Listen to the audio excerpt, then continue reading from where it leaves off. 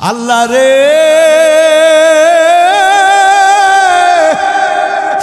এই গুনাহগুলি নিয়া তোমার দরবারে কেমন করে হাজির হব আল্লাহ বড় ভয় লাগে অন্তরের ভিতরে বড় ভয় জাগে গো আল্লাহ তবে আমি একটা কথা জানি আল্লাহ গো মানুষ যতই গুনাহ করুক না কেন মানুষের এই গুনার শেষেও তো তোমার রহমত আছে গো আল্লাহ আল্লাহ আমি শুনেছি মানুষের গুনাহ যতই বড় হোক না কেন আল্লাহ মানুষের গুনাহ থেকেও নাকি তোমার রহমতের দরিয়া আরো বিশাল ওগো মালিক জীবনে তোমার সিজদা দেই না জীবনে তোমার ইবাদত বন্দেগী করি না আল্লাহ বলতে বড় লজ্জা লাগে কিন্তু তুমি ছাড়া তো আমার আর কেউ নাই গো আল্লাহ আল্লাহ এই নাফরমান বান্দার প্রতি তুমি একটু দয়া করো না এই কথা বলিয়া ওই যুবক ভাইটা কান্নাকাটি করে ওই মা জননী সন্তানের এই বেহাল দশা দেখে মাও কান্নাকাটি করে একটু পরে যুবক মায়ের হাতটা চাপিয়া ধরিয়া মাকে ডাক দিয়া বলে মা আমি তোমারে দুইটা কথা বলবো এক নাম্বার কথা হলো গো মা এই দুনিয়ার থেকে আমার হায়াত যেই কোনো সময় শেষ হয়ে যাবে যেই কোনো সময় আমি হয়তো বা দুনিয়া থেকে বিদায় নিয়ে যাব মা গো মা দুনিয়াতে মানুষ মারা গেলে কোনো মুসলমানের কবরস্থানে দাফন করা হয় ওগো মা আমি মারা যাওয়ার পর আমারে কোনো মুসলমানের কবরে দাফন করিও না আমি যে কত বড় পাপী গো মা আমার পাপের কারণে কবরের মানুষদের আযাব বেড়ে যাবে ওগো মা তোমারে দুইটা ওসিয়ত কইরা যায় এক নাম্বার ওসিয়ত আমার মৃত্যুর পরে তুমি আমারে মুসলমানদের কবরে দাফন করবা না দুই নাম্বার ওসিয়ত ও মা এই দুনিয়ার সবথেকে নিকৃষ্ট প্রাণী হলো কুকুর যদি কুকুর মারা যায় ওই কুকুরের গলা মানুষ রশি লাগাইয়া ওই কুকুরে টানতে টানতে যেমন ময়লার ডাস্টবিনের ভিতরে ফালায় দিয়ে আসে ও গো মা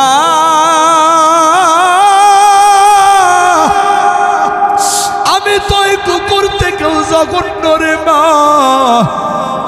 ওই নিকৃষ্ট প্রাণী থেকেও আমি আরো জঘন্য গো মা আমার মৃত্যুর পরে আমার গলার ভিতরে রশি টানায়া ওই নিকৃষ্ট প্রাণী কুকুরের মতো টানতে টানতে নিয়ে যাইবা এলাকার ভিতরে সব থেকে ময়লার বড় ডাস্টবিনের জায়গা ওই ময়লার ডাস্টবিনের ভিতরে তুমি আমারে ফালাইয়া দিয়া দিবা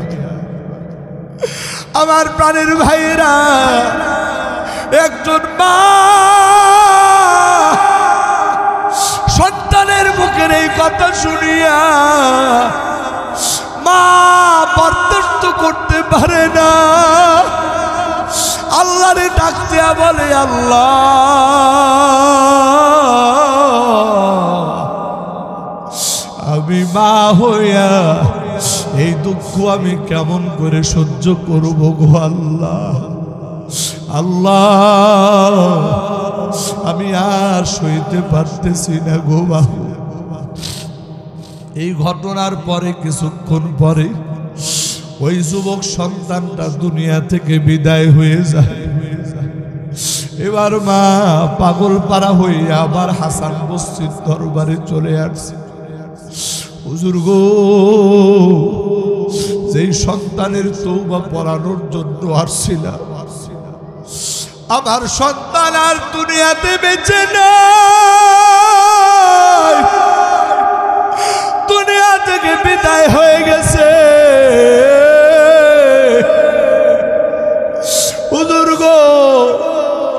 দয়া করিয়া যদি আপনার একটু দয়া হয় আমার সন্তানের জানাজাটা পড়াইবে। হযরত হাসান বসরি ধমক দেয়, বলে তোমার সন্তান জীবনে নামাজ পড়ে নাই, তোমার সন্তান জীবনে কোনোদিন কোনো নেকির কাজ করে নাই, সারা জীবন ভর শুধু মদ পান করেছে, গুনাহ করেছে। আর আমি জামানার হাসান বসরি হইয়া তোমার ওই মদখোর সন্তানের জানাজা পড়াইতে যাব, এটা তুমি ভাবলা কেমন করে? আমার প্রাণের ভাইয়েরা, ওই মা সন্তান যতই খারাপ হোক না কেন, মা তো মা, মায়ের মনের ভিতরে বুঝবানে না রে বন্ধু। ওই মা হতাশ হয়ে আবার বাড়িতে ফিরে আসছে। কি করবে? সন্তানের লাশটা নিয়ে মা বড় বিপদে আছে। ওরে বন্ধু, কিছু সময় পার হইতে না হইতে হযরত হাসান বসরি আলাইহি তার বাড়ির দরজায় হাজির। দরজার সামনে নক করতেছে, ভিতর থেকে আওয়াজ আসলো কি? বলে আমি হাসান বসরি। এবার ওই মহিলাটা ডাক দেয়া বলে, হুজুর আপনি আমার বাড়িতে, কি ব্যাপার? হযরত হাসান বসরি বলে, তোমারে বিদায় দেওয়ার পর আমি মাত্র কাইলুলা করার জন্য দুপুর বেলা খাওয়ার পর সামান্য সময় বিশ্রাম নেওয়ার জন্য আমার বিছানার সঙ্গে যখন পিঠটা লাগাই দিয়েছি, আমার চোখটা যখন লেগে আসে অবস্থা, এই সময় আমারে আমার মালিকের পক্ষ থেকে আওয়াজ আসতেছে, ও হাসান বলো তো দেখি তুমি আমার কেমন বন্ধু? অথচ তোমার এলাকার ভিতরে আমার একজন বন্ধু মারা গেল, অথচ তুমি নাকি আমার বন্ধু হয়ে বন্ধুর জানাজা পড়াইবা না। হযরত হাসান বসরি বলতেছে, আমি তাড়াতাড়ি লাফায় উঠে গেলাম। কি শুনলাম নিজের কানকেও যেন বিশ্বাস করতে পারি না। হঠাৎ করে মনে হইল তোমার সন্তানটা তো দুনিয়া থেকে বিদায় হয়ে গেছে। আরে আমার আর বুঝতে বাকি নাই আমার আল্লাহ কোন বন্ধুর কথা বলছে। হয়তোবা তোমার সন্তান এমন ভাবে তওবা করেছে, ওই তওবা আমার আল্লাহর দরবারে এমন কবুল হয়ে গেছে, যেই কারণে আমার আল্লাহ গুনাহগারের দফতর থেকে তোমার সন্তানের নাম কাটিয়া আমার আল্লাহর বন্ধুদের কাতারে তোমার সন্তানের নাম উঠায় ফেলেছে। আল্লাহু আকবার, আল্লাহু আকবার। আমার আল্লাহ সর্বপ্রথম যখন মানুষ সৃষ্টি করতে চাইলেন, তখন আমার আল্লাহ বলেন, ওয়াইল ক্বালা রাব্বুকা লিল মালাইকাতি ইন্নী জাইলুন ফিল আরদি খলিফা ক্বালু আতাজআলু ফিহা মান ইউফসিদু ফিহা ওয়া ইয়াসফিকু ونحن نسبح بحمدك ونقدس لك قال إني أعلم ما لا تعلمون।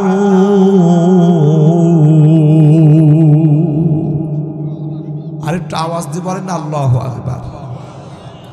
আমার আল্লাহ ফেরেশতাদেরকে বললেন, ও ফেরেশতারা, আমি জমিনে আমার প্রতিনিধি, আমার খলিফা বানাতে চাই। ফেরেশতারা ডাক দিয়া বললেন, আল্লাহ জমিনের মধ্যে এমন প্রতিনিধি বানাতে চান যেই প্রতিনিধি জমিনের মধ্যে মারামারি, কাটাকাটি, হানাহানি করবে, একে অন্যের রক্তপাত ঘটাবে। আল্লাহ এই রকম প্রতিনিধি কি না বানাইলেই নয়।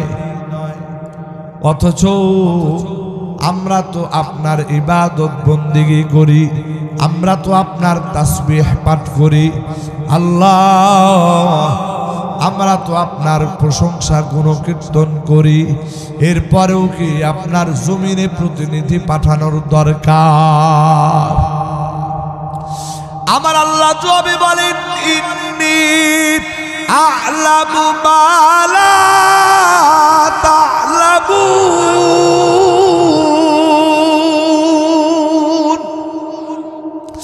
আমার আল্লাহ বলে, ও আমার ফেরেশতারা, এই প্রতিনিধি বানানোর ব্যাপারে আমি আল্লাহ যেটা জানি সেটা তোমরা জানো না।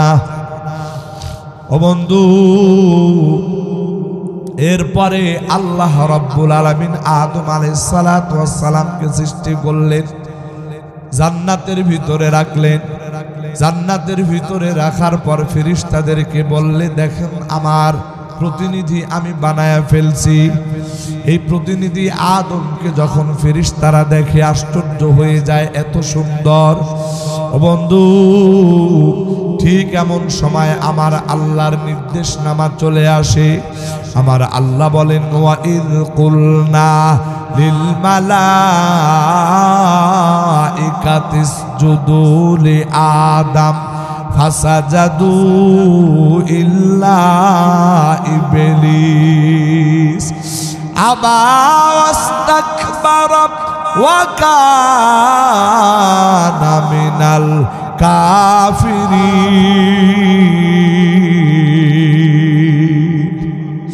আমার আল্লাহ বলে, ফেরেশতাদেরকে বললেন, ও আমার ফেরেশতারা, তোমরা আদমকে সিজদা দাও। ফাসাজাদু, সমস্ত ফেরেশতারা হযরত আদম আলাইহিস সালাতু ওয়াস সালামকে সিজদা করলেন, কিন্তু একজন ব্যতীত, সেই একজনকে আমার আল্লাহ বলতেছেন, ইল্লা ইবলিস, ইবলিস ব্যতীত। এই ইবলিস হযরত আদমকে সিজদা করলো না। আমার আল্লাহ ইবলিসকে জিজ্ঞেস করে, মা মানা আকা আল্লাহ তাসজুদা ইয আমারতুক। ও ইবলিস, আদমকে সিজদা করা থেকে কোন জিনিস তোমাকে বাধা সৃষ্টি করলো? কোন জিনিস তোমাকে আল্লাহর হুকুম মানতে বাধা দিল?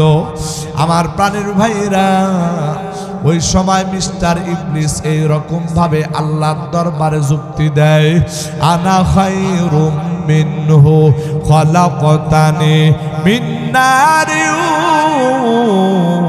ওয়া খলাকতাহু মিন তিন।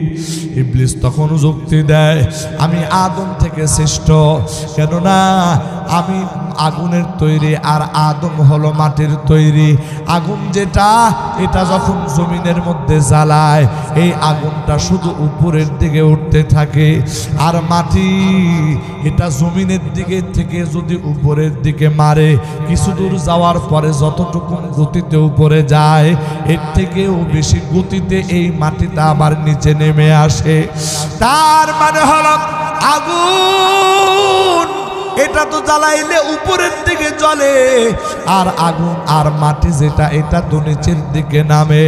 এই কারণে আমি আদমকে সিজদা দিতে পারবো না, কেননা আমি তো মাটির তৈরি, আমি তো নূরের তৈরি, আমি তো আগুনের তৈরি। এই কথা বলিয়া মিস্টার ইবলিস আমার আল্লাহর সামনে যুক্তি দেয়। আমার আল্লাহ বলে, ওয়া কানা মিনাল কাফিরিন। আমার আল্লাহ এই যুক্তি দেওয়ার কারণে মিস্টার ইবলিসকে কাফেরদের দলভুক্ত করে দেয়। প্রাণের ভাইয়েরা আমার, বন্ধুরা আমার, ওই মিস্টার ইবলিস আমার আল্লাহর একটা হুকুম না মানার কারণে একটা সিজদা না দেওয়ার কারণে কাফের হয়ে যায়।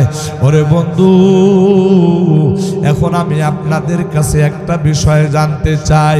আমাদের এলাকার ভিতরে এমন অনেক মুসলমান আছে যেই মুসলমানগুলি সারা বছর নামাজ পড়ে না, শুধুমাত্র দুইটা ঈদের সময় নামাজ পড়ে। এমন মুসলমান আছে সারা বছর নামাজ পড়ে না, শুধু শবে বরাত আর শবে কদরে নামাজ পড়ে। এমন মুসলমান আছে সারা সপ্তাহে নামাজ পড়ে না, শুধু জুমার নামাজ পড়ে। আমার প্রাণের ভাইয়েরা, আমার বন্ধুরা, ওই যে মিস্টার ইবলিস একটা সিজদা না দেওয়ার কারণে কাফের হয়ে গেল।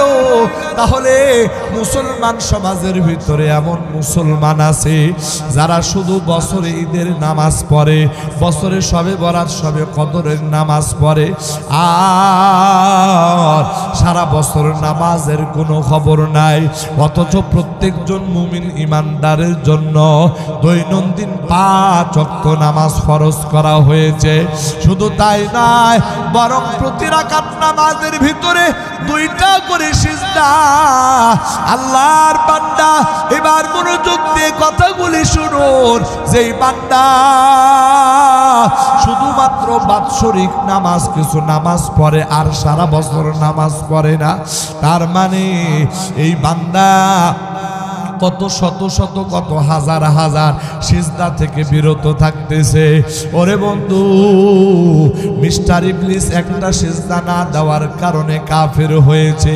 তাহলে আমরা এত সিজদা না করার কারণে আল্লাহর আদালতে আমার আপনার পরিণতিটা কি দাঁড়াবে? আমার প্রাণের ভাইরা, আমার বন্ধুরা, আমি আপনাদের কাছে ফতোয়া জানতে চাই না, শুধুমাত্র আপনাদের অনুভূতিটা একটু জাগ্রত করতে চাই। যারা এই রকম সারা বছর নামাজ পড়ে না, ও বন্ধু, আল্লাহর আদালতে সিজদা দেয় না, তারা এই জমিন থেকে কত বড় নাফরমানি করতেছে। ওরে বন্ধু, আমার আল্লাহ তো আমাকে আপনাকে মুসলমান ধরে ঘরে পাঠাইছে। আমি আপনি মুসলমান, শুধু নাম কাওয়াস্তে মুসলমান, আসলে কাজের কাজ আমার আপনার দ্বারা কোনো কিছুই হয় না। এবার বলুন তো দেখি, সারা বছর যারা নামাজ পড়ে না, আল্লাহর এই যে কত সিজদার হুকুম তারা লঙ্ঘন করতেছে, তাদের ইমানের পরিস্থিতিটা কি?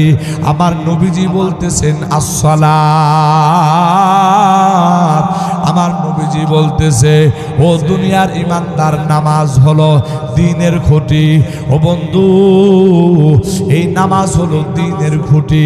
এই জমিনের মধ্যে যেমন আমরা ঘর বানাইতে যাই, ওই ঘর বানাইতে গেলে খুঁটি বানানো দরকার।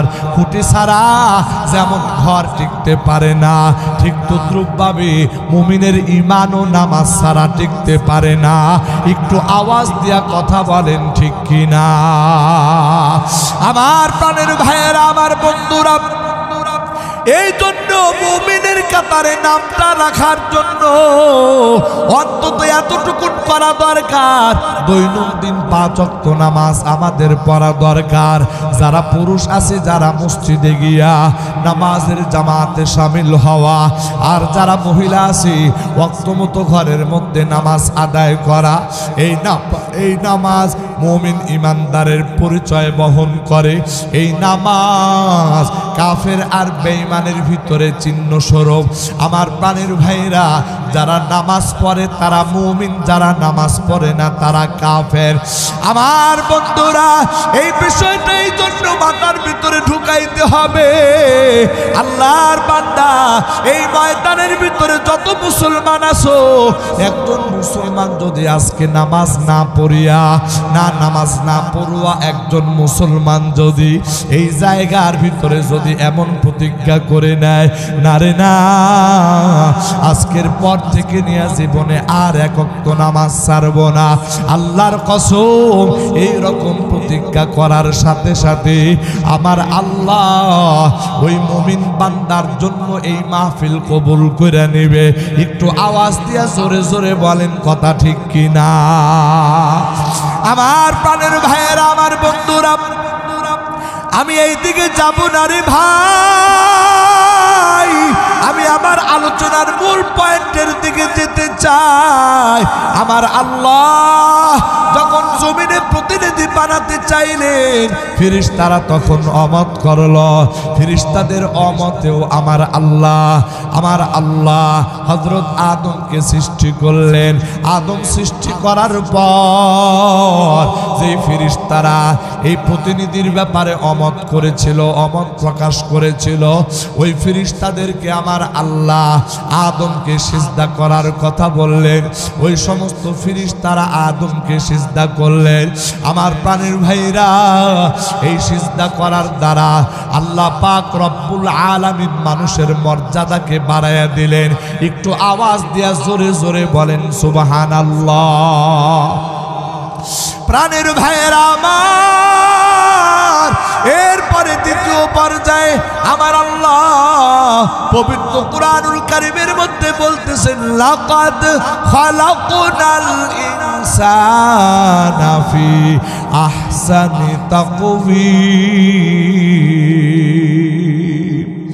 আমার আল্লাহ বলতেছে, আমি মানুষকে সব থেকে সুন্দর গঠন দিয়া, সব থেকে সুন্দর আকৃতি দিয়া আমি আল্লাহ মানুষকে সৃষ্টি করেছি। ওরে বন্ধু, একটু মানুষের চেহারার দিকে তাকায় দেখেন না, কত সুন্দরভাবে, কত নিখুঁতভাবে আমার আল্লাহ মানুষ সৃষ্টি করেছে। আমার প্রাণের ভাইয়েরা, আমার বন্ধুরা, অথচ এই জমিনের মধ্যে যখন আমরা ছোট থেকে ছোট কোনো জিনিস বানাই, ওই জিনিসের ব্যাপারে আমার আপনার মাথার ভিতরে কত পরিকল্পনা ঢুকায়, ওই জিনিসটার ব্যাপারে কত নমুনা আমরা দেখি। আরে কিন্তু আমার আল্লাহ এই যে আমাকে আপনাকে সৃষ্টি করেছেন, কোনো একটা জায়গায় কোনো নমুনা আমার আল্লাহ দেখায় নাই। আমার আল্লাহ কোনো প্রকার নমুনা দেখা ছাড়া আমাকে আপনাকে সৃষ্টি করলেন। সৃষ্টি করার পর আমার আল্লাহ প্রশ্ন করলেন, বান্দা, এই যে আমি সৃষ্টি করলাম, দেখো তো কোথাও কোনো ত্রুটি আছে নাকি? সুম্মারজিল বাসারা কাররাতাইনি ইয়ানকালিব ইলাইকাল বাসারু খাসিআউ ওয়া হুয়া হাসিব। আমার আল্লাহ বলে, এর বান্দা, আমি যে সৃষ্টি করলাম, এই সৃষ্টির দিকে বারবার নজর দাও, বারবার তাকাও রে বান্দা। তাকাইতে তাকাইতে তোমার দৃষ্টি ক্লান্ত হয়ে যাবে। ও বান্দা, তুমি ক্লান্ত হয়ে যাইবা, কিন্তু আমার সৃষ্টির ভিতরে কোনো একটা জায়গায় তুমি কোনো ত্রুটি দেখাইতে পারবে না। একটু আওয়াজ দিয়া জোরে জোরে বলেন সুবহানাল্লাহ। আমার প্রাণের ভাইয়েরা, আমার বন্ধুরা, একটু গভীর মনোযোগ দিয়ে খেয়াল করে শুনো রে ভাই। আমার আল্লাহ এই যে সামান্য একটা আঙ্গুল, এই আঙ্গুলের মাথার ভিতরে আমার আল্লাহ প্রতিটা আঙ্গুলের ভিতরে ডিজাইন দিয়েছেন। ওরে বন্ধু, এই আঙ্গুলগুলি নিয়ে আমরা আমাদের পাসপোর্টের ভিতরে ফিঙ্গারপ্রিন্ট দেই, আমাদের আইডি কার্ডের ভিতরে ফিঙ্গারপ্রিন্ট দেই। এক দেশ থেকে আর এক দেশে যেতে হলে আমাদের ফিঙ্গারপ্রিন্ট লাগে। ওরে বন্ধু, একটু খেয়াল করে দেখুন না কেন আমার আল্লাহ এই আঙ্গুলের মাথার ভিতরে কেমন কারিশমা ঢুকায় দিয়েছে। এই আঙ্গুলের মাথার ভিতরে যেই ডিজাইন দান করেছে, এইরকম ডিজাইন দুনিয়ার সমস্ত মানুষের আঙ্গুলের মাথায় দান করেছে। কিন্তু যখন আঙ্গুলের ফিঙ্গারপ্রিন্ট দেওয়া হয়, এই আঙ্গুলের ফিঙ্গারপ্রিন্টটা নেওয়া হয়, ওরে বন্ধু, এটা কেন নেওয়া হয়? বলে, এটা দুনিয়ার কোটি কোটি মানুষ যদি এক জায়গায় আঙ্গুলের ফিঙ্গারপ্রিন্ট দেওয়া হয়, তাহলে কোনো দুইজন মানুষের আঙ্গুলের ফিঙ্গারপ্রিন্ট একরকম হইতে পারে না। একটু আওয়াজ দিয়া জোরে জোরে বলেন সুবহানাল্লাহ। আমার আল্লাহ বলে, এরে বান্দা, তুমি কেন দূরে যাইবা? বরং তুমি তোমার নিজের ভিতরে চিন্তা করো। আমার আল্লাহ বলতেছে, নফি আনফুসিকুম আফালা তুবসিরুন। আমার আল্লাহ বলতেছে বান্দা তোমার দুনিয়া নিয়ে চিন্তা করার দরকার নাই, আসমান জমিন নিয়ে চিন্তা করার দরকার নাই, পাহাড় পর্বতমালা নিয়ে চিন্তা করার দরকার নাই, বরং তুমি তোমার 3.5 হাত বডি নিয়ে চিন্তা করো। এই 3.5 হাত বডির ভিতর দিয়া আমার আল্লাহ যা কিছু দান করেছে রে বান্দা, এই দানগুলি এক একটা তুমি চিন্তা করো, গবেষণা করো। আমার প্রাণের ভাইয়েরা, এই যে 2টা হাত আমার আল্লাহ দান করেছে, 2টা পা আমার আল্লাহ দান করেছে, 2টা চোখ আমার আল্লাহ দান করেছে। ওরে বন্ধু, এই সমস্ত কিছু আমার আল্লাহ দান করেছে। আরে দুনিয়ার কোনো মানুষের কোনো একটা অঙ্গ প্রত্যঙ্গ যদি বিকল হয়ে যায়, আল্লাহর কসম গোটা দুনিয়ার সমস্ত মানুষ মিলিয়াও ওই মানুষটার ওই অঙ্গের কোনো ক্ষতিপূরণ দিতে পারবে না। একটু আওয়াজ দিয়া জোরে জোরে বলেন কথা ঠিক কিনা? আমার প্রাণের ভাইয়েরা, এই দুনিয়া এত উন্নত হয়ে গেছে, এই দুনিয়া জ্ঞান বিজ্ঞানে এত দূর আগায় গিয়েছে, কিন্তু আজও পর্যন্ত মানুষের দেহের মধ্যে যত অঙ্গ প্রত্যঙ্গ আছে, এই অঙ্গ প্রত্যঙ্গের মতো বিকল্প কোনো কিছু তারা বানাইতে পারে নাই। শুধু তাই নয়, কিয়ামত পর্যন্ত এটা সম্ভব হবে না। একটু আওয়াজ দেয়া কথা বলেন ঠিক কিনা? আমার প্রাণের ভাইয়েরা, আমার বন্ধুরা, আমার আল্লাহ এত নিকটভাবে সৃষ্টি করার পরেও এরপরেও দুনিয়াতে একদল নাস্তিক আছে আমার আল্লাহর সৃষ্টিতে ভুল ধরতে চায়। ওরে বন্ধু, অনেক আগের জামানার একটা ছোট্ট ঘটনা। এক লোক নাস্তিক ছিল, আল্লাহর বিশ্বাস করত না, এই জন্য কথায় কথায় মুসলমানদের সঙ্গে তার তর্ক হইতো। বলে তোমার আল্লাহ আছে, তার দলিল কি? এই রকম বহু রকম কথাবার্তারা বলতো। আমি আমার আলোচনা লম্বা করতে চাই না, এই জন্য সংক্ষিপ্ত কথা বলতে চাই। আমার প্রাণের ভাইয়েরা, ওই আল্লাহর বান্দা নিজে নিজেই অনেক সময় অনেক বিষয় চিন্তা করত। আল্লাহর বান্দা একদিন দুপুর বেলা খাবার দাবার খাওয়ার পরে বাড়ির পাশে একটা বট গাছ, এই বট গাছের নিচে একটু ছায়াদার জায়গা আছে, এই ছায়াদার জায়গার ভিতরে আল্লাহর বান্দা আরাম করতে যাবে। আরাম করতে যাওয়ার পরে যখন ওই বট গাছের উপরের দিকে তাকাইছে, দেখতেছে বট গাছের ফলগুলো একেবারে ছোট ছোট। কথা ঠিক না? আঙ্গুর ফলের মতো ছোট ছোট ফল। ওই আল্লাহর বান্দা বলতেছে, মুসলমানরা বলে তাদের আল্লাহর সৃষ্টিতে কোথাও কোনো খুঁত নাই। ওই ব্যক্তি বলতেছে, এত বড় বিশাল বড় গাছ, চতুর্দিকে ডালপালা ছড়ানো, অথচ এই বিশাল বড় গাছের সাথে ছোট ছোট আঙ্গুল ফলের মতো দানা, এটা দেখতে বড় বেমানান দেখা যায়, বড় অসুন্দর দেখা যায়। এটাই তো বড় খুঁত আমার মনে হয়। ওরে বন্ধু, এই কথা চিন্তা করতে করতে আল্লাহর বান্দা ওই জায়গার ভিতরে যখন ঘুমায়া পড়ছে, ঘুমাইতে দেরি আল্লাহর বান্দার একেবারে নাক বরাবর ওই গাছ, অর্থাৎ এই বট গাছের একটা ফল তার নাক বরাবর পড়ছে। আল্লাহর বান্দা তখনও ঘুমায় নাই, শুধুমাত্র ঘুমের একটু ভাগ ধরেছে, শুধুমাত্র ঘুম একটু ভাব তার চোখের মধ্যে আসছে। যখনই ওই গাছের ফলটা, ওই বট গাছের ফলটা ওই আল্লাহর বান্দার নাক বরাবর পড়েছে, নাক বরাবর পড়ার সাথে সাথে ধরফর করে ওই বান্দা শোয়া থেকে উঠে বসে গেছে। চিন্তা করতেছে কে মারলো, কে মারলো। ডানে তাকায়, সামনে তাকায়, বামে তাকায়, পিছনে তাকায়, কিন্তু না, কোনো জায়গায় কাউকে দেখা যায় না। আবার ওই গাছের উপরের দিকে নজর দেয়, এবার আল্লাহর বান্দার আর বুঝতে বাকি না নাই। ওই বান্দা শুয়ে থাকার পরে ওর নাকের উপরে যেই ফলটা পড়েছে এই ফল আর অন্য কোনো ফল নয়, বরং এই ফলটাই হলো এই বট গাছের ফল। যখন এই বান্দা চিন্তা করলো, হঠাৎ করে তার মাথাটা খুলে গেছে। আরে ওই বান্দা চিন্তা করতেছে, আল্লাহ আমার চিন্তা মতো যদি এই গাছের ফল যদি লাউয়ের মতো হইতো, আমার চিন্তা অনুযায়ী যদি এই গাছের ফল যদি ফজলি আমের মতো বড় বড় হইতো, তাহলে ওই রকম একটা ফল যদি আমি যখন শুইলাম ওই রকম একটা ফল যদি আমার নাকের উপরে পড়তো, তাহলে আমার নাক তো যাইতো সাথে আমার চেহারাটা পর্যন্ত ভস্কায়। চিন্তা করিয়া আল্লাহর বান্দা স্বীকার করে নিল, না না মুসলমানরা যেটা বলে এটাই সত্য কথা। আসলে মুসলমানরা যাকে আল্লাহ বলে, আমার আল্লাহর সৃষ্টির ভিতরে কোনো জায়গায় কোনো ত্রুটি নাই।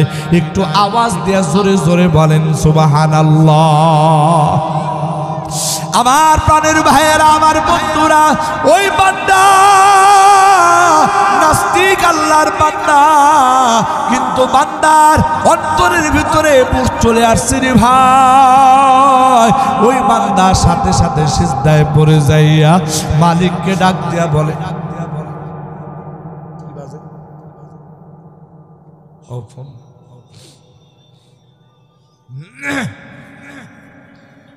ওই বান্দা সিজদার ভিতরে পড়িয়া আল্লাহকে ডাক দেয়া বলে, আল্লাহ আসলে তুমি যেমন সৃষ্টি করেছো এটাই যথার্থ, এটাই সুন্দর। আমি বান্দা যেমন চিন্তা করেছি এটা সুন্দর না। আল্লাহ এতদিন আমার বুঝতে ভুল ছিল, আল্লাহ বুঝতে আমার দেরি হয়ে গেছে। আমি আমার জীবনে বড় নাফরমানি করে ফেলেছি, আর নাফরমান থাকতে চাই না। আমি আপনার গোলাম হয়ে যেতে চাই। এই কথা বলিয়া আল্লাহর বান্দা আর দেরি না করিয়া কালিমা পড়ে নেয়, লা ইলাহা ইল্লাল্লাহ, লা ইলাহা ইল্লাল্লাহ, লা ইলাহা ইল্লাল্লাহ, লা ইলাহা। আমার প্রাণের ভাইয়েরা, ওই বান্দা আর দেরি করে না। ওই বান্দা তাড়াতাড়ি কালিমা পড়ে মুসলমান হয়ে যায়। এই জন্য আমার আল্লাহ বলতেছে, ওয়াফি আনফুসিকুম আফালা তুবসিরুন। আমার আল্লাহ বলে, এ বান্দা এই জমিনে তুই অহংকার করো। বান্দারে তোর হাতকে দিল, তোর পাকে দিল, তোর জবানটাকে দিল, তোর চোখকে দান করেছে। একটা বার কি তুই একটু চিন্তা করো, আহা এমন অহংকার, এমন স্বৈরাচারী মনোভাব নিয়ে আল্লাহর জমিনে শাসন কায়েম করেছে। এখন ওই শাসকরা আজকে দুনিয়াতে লাঞ্ছিত আর বঞ্চিত। একটু আওয়াজ দিবেন, কথা ঠিক কিনা? বর্তমান ধানমন্ডি 32-এর অবস্থা এটা আপনাদের সবারই জানা। এই কথা প্রমাণ করে এই জমিনে আল্লাহর সাথে নাফরমানি করে যারা আলেম উলামাদের সাথে বেয়াদবি করবে, আল্লাহর প্রিয় বান্দাদের সাথে বেয়াদবি করবে, আমার আল্লাহ তাদেরকে কখনোই ছেড়ে দেবে না। একটু আওয়াজ দিবেন, কথা ঠিক কিনা? এত ক্ষমতার দাপট, এত অহংকার, এত জুলুম কোথায় ছিল? সব একেবারে মাটির সাথে মিলেমিশে একাকার হয়ে গেছে। আমার প্রাণের ভাইয়েরা, আমার বন্ধুরা, এই জন্য আমার আল্লাহ বলে, বান্দা এই যে আমি আল্লাহ তোমারে এত কিছু দান করলাম, ও বান্দা আমার দান তো এতটুকু নেই, শেষ নয়। আমার আল্লাহ বলতেছে, বান্দা সর্বপ্রথম আমি মানুষ সৃষ্টি করলাম। ওরে বন্ধু, ওই মানুষ সৃষ্টি করার ইতিহাস আমি আপনাদের সামনে তুলে ধরলাম। এরপরে আমার আল্লাহ এই মানুষকে সব থেকে সুন্দর গঠন দেয়া সৃষ্টি করলেন, এই কথাও আমি আপনাদের সামনে আলোচনা করলাম। এরপরে তৃতীয় ধাপে আমার আল্লাহ বলতেছে, আমার আল্লাহ পবিত্র পবিত্র কোরআনুল কারিমে বলতেছেন ওয়ালাকাদ কাররামনা বানি আদম ওয়া হামালনাহুম ফিল বাররি ওয়াল বাহর ওয়া রাযাকনাহুম মিনাত তাইয়্যিবাত ওয়া ফাদ্দালনাহুম আলা কাসীরিম মিম্মান খালাকনা তাফদীলা। একটু আওয়াজ দিবেন আল্লাহু আকবার। আমার আল্লাহ বলতেছে বান্দা আমি আল্লাহ শুধু তোমাদেরকে সুন্দর গঠন দিয়ে সৃষ্টি করে ক্ষান্ত হই নাই, বরং আমি আল্লাহ এই জমিনে যত মাখলুক বানাইছি রে বান্দা, এই সমস্ত মাখলুকাতের মধ্যে কাররামনা বানি আদম, এই বনি আদমকে আমি আল্লাহ সব থেকে বেশি মর্যাদাবান করেছি। আমার প্রাণের ভাইয়েরা, এত কিছু করার পর আমার আল্লাহ এবার আমাকে আপনাকে জিজ্ঞেস করে বান্দা, আমার আল্লাহ পবিত্র কোরআনে বলেন আফা হাসিবতুম আন্নামা খালাকনাকুম আবাসা ওয়া আন্নাকুম ইলাইনা লা তুরজাউন। আমার আল্লাহ বলে বান্দা আমি আল্লাহ এত সুন্দর আয়োজন করিয়া এত সুন্দর নিখুঁত করিয়া তোমার সৃষ্টি করলাম। এ বান্দা আমি যে তোমাকে সৃষ্টি করলাম, আমি যে তোমারে বানাইলাম, আবাসা আমি কি অহেতুক তোমাকে বানাইলাম নাকি? ওয়া আন্নাকুম ইলাইনা লা তুরজাউন। ও বান্দা এই বানানো কি আমি অহেতুক তোমাকে সৃষ্টি করলাম? আর জীবনেও কি তোমরা আমি আল্লাহর কাছে ফিরে আসবে না? ওরে বন্ধু, এই প্রশ্নের জবাবে আমার আল্লাহ ভিন্ন আয়াতে এই প্রশ্নের জবাব আমার আল্লাহ নিজেই দিতেছেন মিনহা খালাকনাকুম ওয়া ফিহা নুঈদুকুম ওয়া মিনহা নুখরিজুকুম তারাতান উখরা। আমার আল্লাহ বলতেছে বান্দা আমি আল্লাহ তোমাদেরকে মাটি থেকে সৃষ্টি করেছি, আবার আমি আল্লাহ তোমাদেরকে মাটির ভিতরে ফিরিয়ে নিয়ে যাব। ওরে বান্দা তোমার শরীরের সুন্দর চামড়া মাটি খেয়ে ফেলবে, তোমার শরীরের গোশতগুলি মাটি খেয়ে ফেলবে, এমনকি তোমার শরীরের হাড্ডিগুলো পর্যন্ত মাটির সাথে মিলেমিশে একাকার হয়ে যাবে। ও বান্দা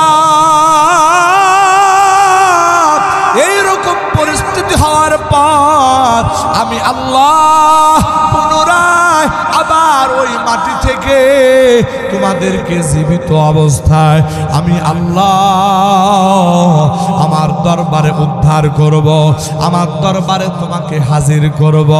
ওরে বন্ধু আমি আর আপনি প্রশ্ন করতে পারি আল্লাহ আপনার দরবারে আপনি হাজির করবেন কেন? কি কারণ? আমার আল্লাহ এই প্রশ্নের জবাবে আমার আল্লাহ পবিত্র কোরআনুল কারীমে সূরাতুল মুলকের ভিতরে বলেন আল্লাযী খালাকাল মাউতা ওয়াল হায়াতা লিয়াবলুয়াকুম আইয়ুকুম আহসানু আমালা ওয়া হুয়াল আজিজুল গফুর। আমার আল্লাহ বলতেছে বান্দা আমি আল্লাহ হায়াত আর মৌত সৃষ্টি করলাম কেন রে বান্দা? আমি আল্লাহ তোমাদেরকে পরীক্ষা করার জন্য যে তোমরা কোন কোন বান্দা ভালো ভালো আমল করো।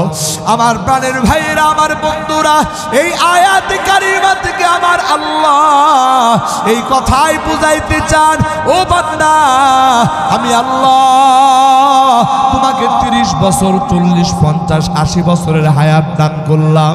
ও বান্দা এই হায়াত শেষ হয়ে যাওয়ার পর ও বান্দা তোমরা আমি আল্লাহর দরবারে হাজির হইয়া যাইবা।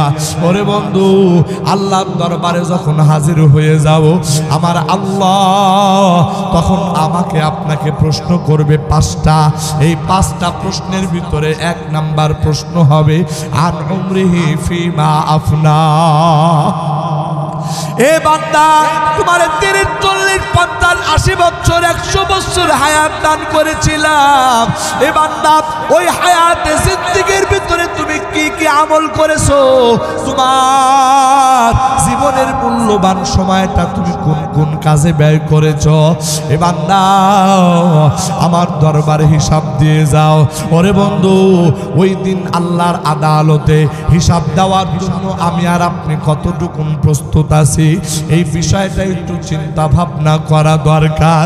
আমার প্রাণের ভাইরা, আমার বন্ধুরা, আল্লাহর আদালতে যেদিন দাঁড়ায় যাব রে, ওই দিন আমার আপনার আমল নামাগুলি সব প্রকাশ হয়ে যাবে। দেখা যাবে ওই আমল নামার ভিতরে নামাজ নাই, দেখা যাবে ওই আমল নামার ভিতরে রমজান মাসের রোজা নাই, ওই আমল নামার ভিতরে জিকির নাই, ওই আমল নামার ভিতরে কোরআন তিলাওয়াত নাই। আমার প্রাণের ভাইরা, আমার বন্ধুরা, ওই আমল নামার ভিতরে নেকি নাই, শুধু গুনার গুনাহ। আল্লাহর বান্দা, ওই আমল নামা যেদিন আল্লাহর দরবারে প্রকাশ হয়ে যাবে, আরে ওই দিন তো লজ্জায় মাথা নত হয়ে যাবে রে ভাই। ওই দিন বান্দা আফসোস করতে থাকবে, কিন্তু ওই দিনের শত আফসোস করলেও কোনো লাভ হবে না, ওই দিনের শত লজ্জিত হলেও কোনো লাভ হবে না। আল্লাহর বান্দা একটু চিন্তা করে দেখো না, জীবন ভর যেই গুনাহ করেছ রে বান্দা, এই গুনার মধ্য থেকে যদি একটা গুনার সাজা যদি আমার আল্লাহ তোমারে দেয়, ওই গুনাহের সাজা বরদাস্ত করার ক্ষমতা তোমার আছে কিনা রে ভাই? ও বান্দা, ওই গুনাহের আযাব বরদাস্ত করার ক্ষমতা আমার নাই। এই জন্য আল্লাহর কাছে বলবো, আল্লাহ জীবনে যত গুনাহ করেছি, আল্লাহ আমার জীবনের হায়াতের জিন্দেগিতে আল্লাহ রাতের বেলায় গুনাহ করে করে কাটাইছি, দিনটাও গুনাহ করে করে কাটায় দিয়েছি। আল্লাহ এই 30 বছর বয়স, 40 বছর বয়স, আল্লাহ প্রতিটা মাস গুনাহ করেছি, আল্লাহ প্রতিটা বছর শুধু গুনাহ আর গুনাহ করেছি। রব্বুল আলামিন, একটা গুনার জন্য যদি তুমি পাকড়াও করো রে আল্লাহ, আমার কোনো উপায় থাকবে না, বাঁচার কোনো উপায় থাকবে না। এই কথা যদি বান্দা আল্লাহর কাছে বলে গুনার জন্য অনুতপ্ত হয়, আমার আল্লাহ পবিত্র কোরআনে কারীমের মধ্যে বলেন, কুল ইয়া ইবাদিয়াল্লাযীনা আসরাফু আলা আনফুসিহিম লা তাকনাতু মির রাহমাতিল্লাহ ইন্নাল্লাহা ইয়াগফিরুয যুনুবা জামিআ ইন্নাহু হুয়াল গফুরুর রহিম। আমার আল্লাহ বলতেছে, ও আমার বান্দারা, তোমরা যারা নিজেদের নফসের প্রতি জুলুম করেছ, ও আমার বান্দারা রে, তোমরা যারা গুনাহ করে করে সমুদ্রের ফেনার সমান গুনাহ করে ফেলেছো, উহুদ পাহাড়ের সমান গুনাহ করেছো, ও বান্দা তোমরা আমি আল্লাহর রহমত থেকে নিরাশ হইও না। শুধুমাত্র গুনাহের জন্য অনুতপ্ত হইয়া আমি আল্লাহর দিকে ফিরে আসরে বান্দা। আমি আল্লাহ কথা দিলাম তোর জীবনের তামাম গুনাহ খাতা মাফ করে দেব। একটু জবান খুলে আওয়াজ দিয়া জোরে জোরে বলেন সুবহানাল্লাহ। আমার প্রাণের ভাইয়েরা, আমার বন্ধুরা, আমার আল্লাহ কেমন গুনাহ মাফ করনেওয়ালা। জমানার বিখ্যাত বুজুর্গ হযরত হাসান বসরি রহমাতুল্লাহি আলাইহির জামানার একটা ঘটনা। ওরে বন্ধু, হযরত হাসান বসরি রহমাতুল্লাহি আলাই, তার দরবারে একজন মহিলা আসা যাওয়া করত, বিধবা মহিলা, তার স্বামী দুনিয়াতে নাই, একটা মাত্র সন্তান। এই মহিলাটা হযরত হাসান বসরির দরবারে এসে মহিলাদের সাথে তালিমে বসে বসে হাদিস শিক্ষা করতে। আমার প্রাণের ভাইরা, আমার বন্ধুরা, ওই মহিলার একটা মাত্র মাত্র সন্তান ছিল রে ভাই, ওই সন্তান বড় আদরের সন্তান ছিল। ওই একটা সন্তানের মুখের দিকে তাকাইয়া ওই মা নিজের যৌবন কালটা কাটায় দিয়েছে, দ্বিতীয় কোনো স্বামী গ্রহণ করে নাই। ওরে বন্ধু, এই রকম মা তার সন্তানকে লালন পালন করে, কিন্তু ঘটনাক্রমে এই সন্তানটা বেলাইন হয়ে যায়। খারাপ সঙ্গে পড়িয়া এই সন্তানটা আস্তে আস্তে বেলাইন হয়ে যায়, আস্তে আস্তে মাদকের জগতে চলে যায়, খারাপ বন্ধুদের পাল্লায় পড়ে খারাপ কাজের মধ্যে লিপ্ত হয়ে যায়। আমার প্রাণের ভাইয়েরা, এই সন্তান বেশি বয়স হবে না, মাত্র 20 থেকে 22 বছর বয়স, একেবারে টকবগে যুবক, টকবগে যুবক। যখন এই রকম খারাপ বন্ধুদের পাল্লায় পড়িয়া জীবনটা নষ্ট হয়ে যায়, হঠাৎ করে ওই সন্তানটা অসুস্থ হয়ে পড়ে। মা সন্তানের জন্য বড় পেরেশান, অস্থির। মাত্র একটা মাত্র সন্তান, এই সন্তানের অসুস্থতার কারণে মা বড় বেকারার। আমার প্রাণের ভাইরা, আমার বন্ধুরা, ওই মা ডাক্তার দেখানোর জন্য সন্তানকে নিয়ে যায়, তার দেশের ভিতরে নাম করা ডাক্তারের কাছে নিয়ে যায়। ডাক্তার সমস্ত কিছু পরীক্ষা নিরীক্ষা করিয়া ওই মাকে বলে দেয়, আপনার সন্তানের নারী ভুঁড়িগুলি সব নষ্ট হয়ে গেছে, এই সন্তান আর দুনিয়াতে বেশি দিন বাঁচবে না। এই সন্তানকে লইয়া যান আপনার বাড়িতে যাইয়া, সে যত ভালো মন্দ খাইতে চায় এগুলো একটু খাবার খাওয়ায় দেন। মা আশ্চর্য হয়ে যায়, মা কিছুই বুঝতে পারে না, বলে ডাক্তার আমার সন্তানের পরিণতি এমন কেন হলো? বলে আপনার সন্তান অতিরিক্ত মদ্যপান করার কারণে এই রকম ভাবে তার নারী ভুঁড়ি জ্বলে পড়ে সারখার হয়ে গেছে। আমার প্রাণের ভাইরা, আমার বন্ধুরা, ওই মা ওই সন্তানকে টেনে হেঁচড়ে বাড়ি পর্যন্ত নিয়ে আসে। ওই মা ওই সন্তানকে শুয়াইয়া মা সন্তানের শিওরের ভিতরে বসিয়া চোখের পানি ফেলায় আর কান্নাকাটি করে, বাবা তোর চেহারার দিকে তাকাইয়া আমি মা আমার যৌবন কালটা খতম করে দিলাম, আমার জীবনে প্রয়োজন ছিল বিবাহের কিন্তু বিয়ে করি নাই। তুই একটা মাত্র সন্তানের মুখের দিকে তাকাইয়া আজকে তুই একটা মাত্র আমার সন্তান, তুই দুনিয়া থেকে চলে যাবি। আমি মা এই দুনিয়াতে কি নিয়ে বাঁচবো রে?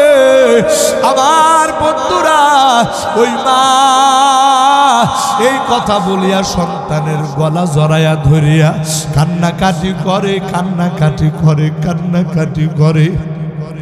ওরে বন্ধু, এক পর্যায়ে মা সন্তানকে বোঝায়, বাবা জীবনটা তো পার করে দিলি গুনাহ করে করে, জীবনটা পার করে দিলি মদ্যপান করে করে, কোন সময় তোর মুখ চলে আসে রে বাবা বলা যায় না।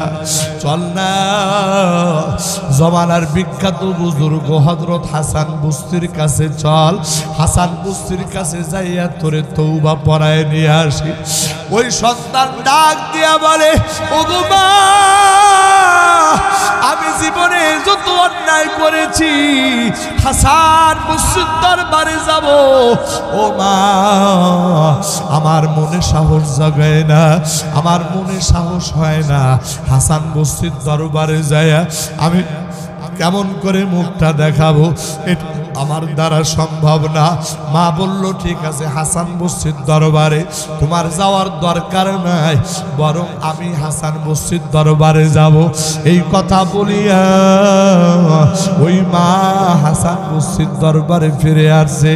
হাসান বস্তির দরবারে যাইয়া বলে, ও আমার একটা মাত্র সন্তান আজকে মৃত্যুর মুখে পতিত হয়ে আছে। হুজুর গো, আমার সন্তানের মৃত্যুর আগে একটু তওবা পড়ানো দরকার, দয়া করে যদি আপনি আমার বাড়িতে একটু তাশরিফ নিতেন, আমার সন্তানকে যদি জীবনের শেষবারের মধ্যে একটু তওবাটা পড়ায় দিতেন। হযরত হাসান বসরি বলে, মা আমি তোমার বাড়িতে যাব, আমার সময় কই, এখন আমার সময় নাই। এই কথা বলিয়া মহিলাকে ফিরাইয়া দিয়েছে। হযরত হাসান বসরি রহমাতুল্লাহি আলাইহি ওই মহিলার বাড়িতে যায় না। ওই মহিলা এবার সন্তানের কাছে ফিরে আসে।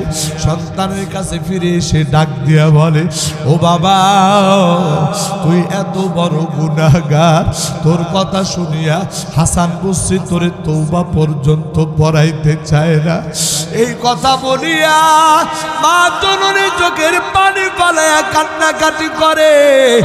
আর ওই যুবক তারও চোখের পানি চলে আসে, কাঁদতে কাঁদতে হেসকে উঠে গেছে। ওই যুবক মালিকের দরবারে ডাক দিয়া বলে, ও আল্লাহ,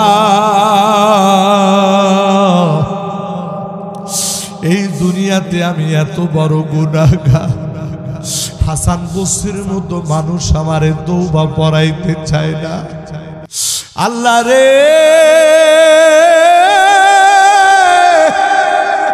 এই গুনাহগুলি নিয়া তোমার দরবারে কেমন করে হাজির হব আল্লাহ, বড় ভয় লাগে, অন্তরের ভিতরে বড় ভয় জাগে গো আল্লাহ। তবে আমি একটা কথা জানি আল্লাহ গো,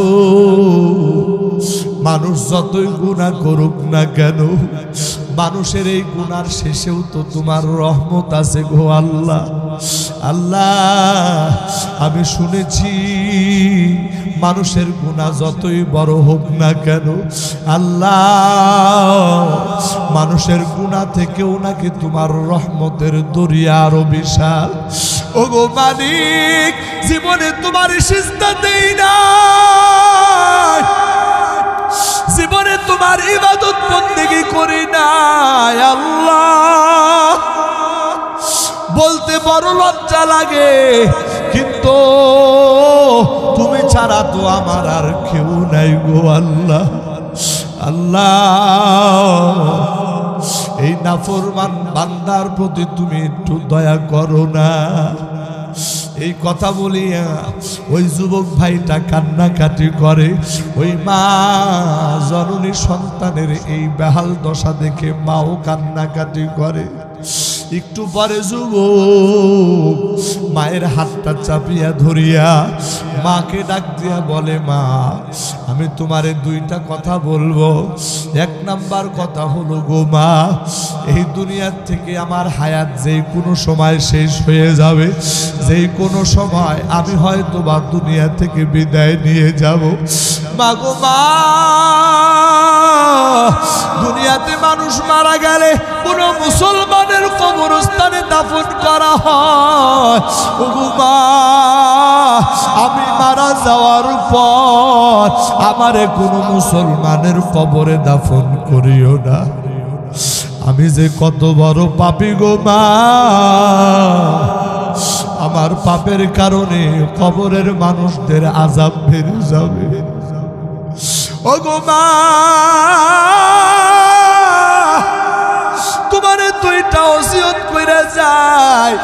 এক নাম্বার ওসিয়ত, আমার মৃত্যুর পরে তুমি আমারে মুসলমানদের কবরে দাফন করবা না। দুই নাম্বার ওসিয়ত, ও মা, এই দুনিয়ার সব থেকে নিকৃষ্ট প্রাণী হলো কুকুর। যদি কুকুর মারা যায়, ওই কুকুরের গলা মানুষ রশি লাগাইয়া ওই কুকুরে টানতে টানতে যেমন ময়লার ডাস্টবিনের ভিতরে ফালায় দিয়ে আসে। ও গো মা,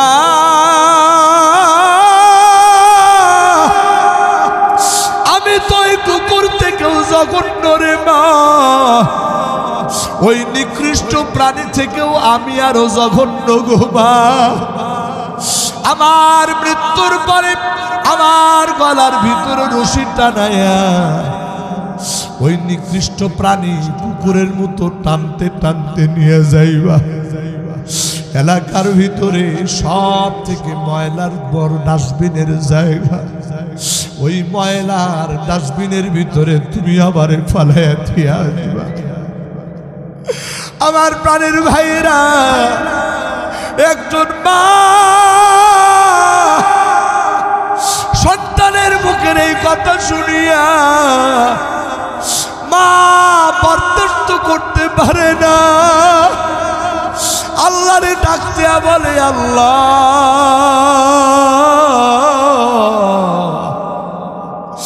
আমি মা হইয়া এই দুঃখ আমি কেমন করে সহ্য করব গো আল্লাহ। আল্লাহ আমি আর সইতে পারতেছি না গো বাবু। এই ঘটনার পরে কিছুক্ষণ পরে ওই যুবক সন্তানটা দুনিয়া থেকে বিদায় হয়ে যায়। এবার মা পাগল পারা হইয়া আবার হাসান বস্তির দরবারে চলে আসছে। হুজুর গো, যেই সন্তানের তওবা পড়ানোর জন্য আসছিলাম, আমার সন্তান আর দুনিয়াতে বেঁচে নাই, দুনিয়া থেকে বিদায় হয়ে গেছে।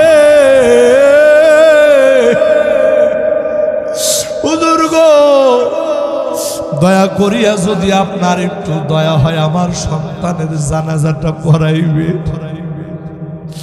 হযরত হাসান বসরি ধমক দেয়, বলে তোমার সন্তান জীবনে নামাজ পড়ে নাই, তোমার সন্তান জীবনে কোনোদিন কোনো নেকির কাজ করে নাই, সারা জীবন ভর শুধু মদ পান করেছে, গুনাহ করেছে। আর আমি জামানার হাসান বসরি হইয়া তোমার ওই মদখোর সন্তানের জানাজা পড়াইতে যাব, এটা তুমি ভাবলা কেমন করে? আমার প্রাণের ভাইয়েরা, ওই মা সন্তান যতই খারাপ হোক না কেন, মা তো মা, মায়ের মনের ভিতরে বুঝবানে না রে বন্ধু। ওই মা হতাশ হয়ে আবার বাড়িতে ফিরে আসছে। কি করবে? সন্তানের লাশটা নিয়ে মা বড় বিপদে আছে। ওরে বন্ধু, কিছু সময় পার হইতে না হইতে হযরত হাসান বসরি আলাইহি তার বাড়ির দরজায় হাজির। দরজার সামনে নক করতেছে, ভিতর থেকে আওয়াজ আসলো, কি? বলে আমি হাসান বসরি। এবার ওই মহিলাটা ডাক দেয়া বলে, হুজুর আপনি আমার বাড়িতে, কি ব্যাপার?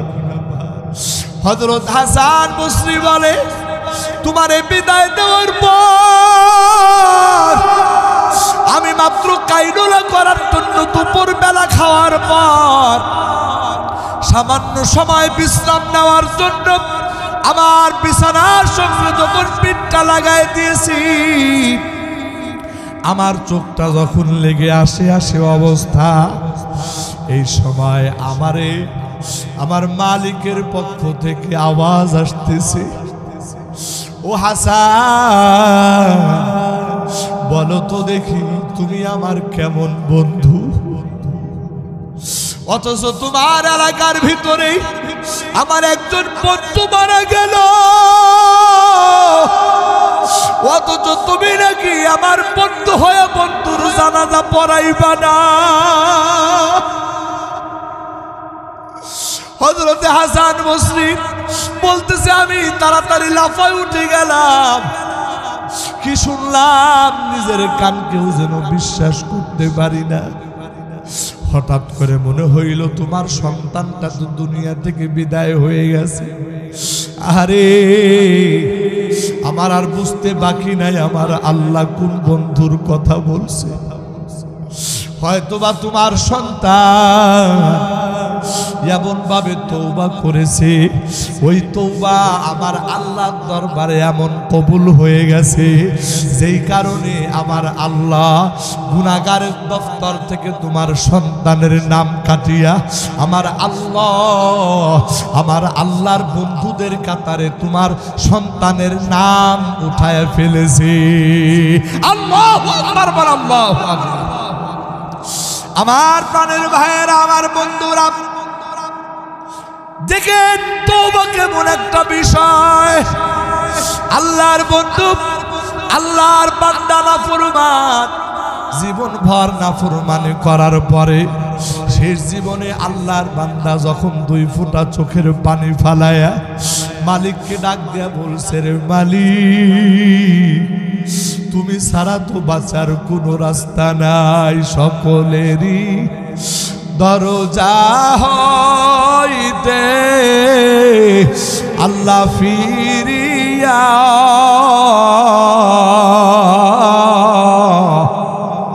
তোমারি দরজায় রইলাম ভরিয়া। তুমি যদি মাফ না করো আল্লাহ বান্দারে, বলো তোমার বান্দা যাবে কার কাছে? আদর করিয়া মানুষ আল্লাহ বানায়া, আদর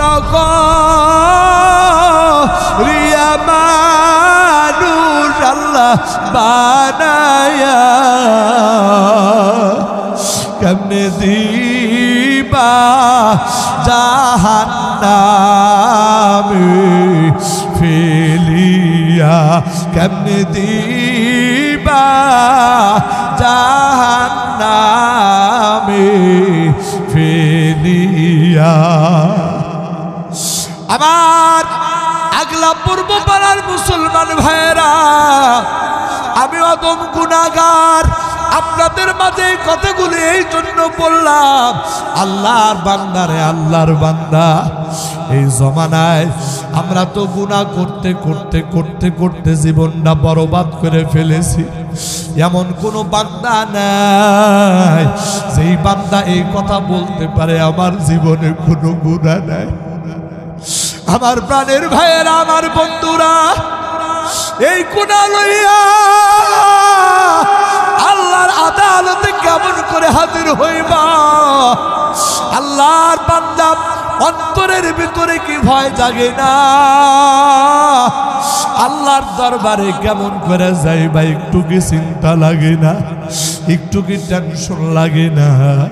আমার প্রাণের ভাইয়েরা, এই জন্য আমি আপনাদের কাছে হাত জোর করে অনুরোধ করি, আল্লাহর বান্দা, আর কিছু সময় পরে মাহফিল শেষ হয়ে যাবে, দোয়া হয়ে যাবে, বাড়িতে চলে যাব। আজকে আপনাদের সঙ্গে দেখা হলো, আর জীবনে কোনোদিন দেখা হবে কিনা, আর জীবনে কোনোদিন কথাগুলো বলতে পারবো কিনা? আল্লাহর বান্দা, মানুষের হায়াত আর মৌতের কথা কিন্তু বলা যায় না। ও বান্দা, চক্ষুটা বন্ধ করেছো, এই চক্ষুর পাতা খোলার আগে আজরাইল তোমার শিওরে চলে আসতে পারে। আমার প্রাণের ভাইরা, আমার বন্ধুরা, এই অবস্থায় যদি মৃত্যু হয়, আমার তোমার কি অবস্থা হবে রে ভাই?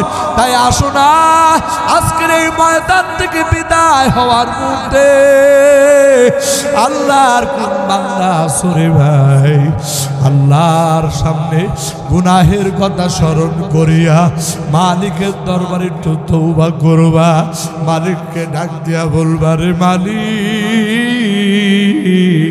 জীবন ভর শুধু গুনার গুনাহ করেছি। আল্লাহ গো, একটা গুনার জন্য যদি তুমি পাকড়াও করো, আমার তো বাঁচার কোনো উপায় থাকবে না গো আল্লাহ। আল্লাহ, তোমার দরবারে ফরিয়াদ, জীবনে যত গুনাহ করেছি গো আল্লাহ, কবিরা গুনাহ, সগীরা গুনাহ, জানা অজানা, দিনের আলোতে রাতের অন্ধকারে যত গুনাহ করেছি আল্লাহ, আজকের এই ময়দানে তোমার দরবারে তওবা করতেছি। আল্লাহ, মেহেরবানি করে তুমি আমাদের গুনাহগুলি মাফ করে দাও। জবান খুলে আওয়াজ দিয়া জোরে জোরে বলেন আমিন। ও ভাই, সবাই দুইটা হাত একটু আসমানের দিকে তুলে দেন, মালিককে ডাক দিয়া বলেন আল্লাহ, ওগো আল্লাহ, ভয় লাগে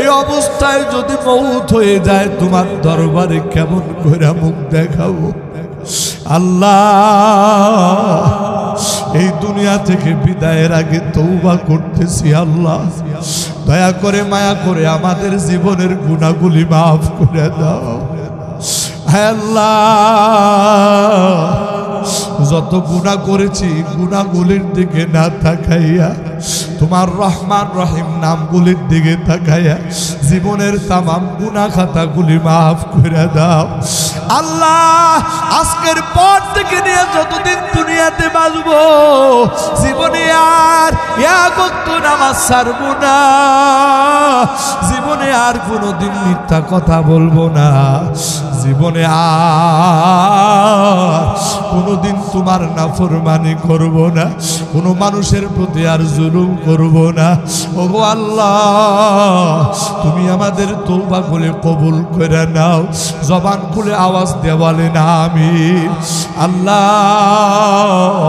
জীবনে কতবার তওবা করেছি আবার ভঙ্গ করেছি আল্লাহ তোমার দরবারে ফরিয়াদ গো আল্লাহ আল্লাহ এই তওবাগুলির উপরে আমাদেরকে মৃত্যুর আগ পর্যন্ত অটল থাকার তৌফিক দান করে দাও জবান খুলিয়া আওয়াজ দিয়া জোরে জোরে বলেন আমিন আমার ভাই দুইটা হাত নামান আমার পর্দার আড়ালে আমার মা বোনেরা আমি আমার মা বোনদের উদ্দেশ্যে বলতে চাই মাগো সামনে তো রমজান মাস আসতেছে আল্লাহর নবী বলেছেন এই দুনিয়ার নারীদেরকে আল্লাহর রাসূল চারটা আমলের কথা বলেছেন এই চারটা আমল নিয়ে যদি কোনো নারী যদি আল্লাহর দরবারে হাজিরা দেয় আমার আল্লাহ ওই নারীর জন্য জান্নাতের ৮ দরজা খুলে দিবে এক নাম্বার আমল ৫ ওয়াক্ত নামাজ আদায় করবা সময় মতো আদায় করবা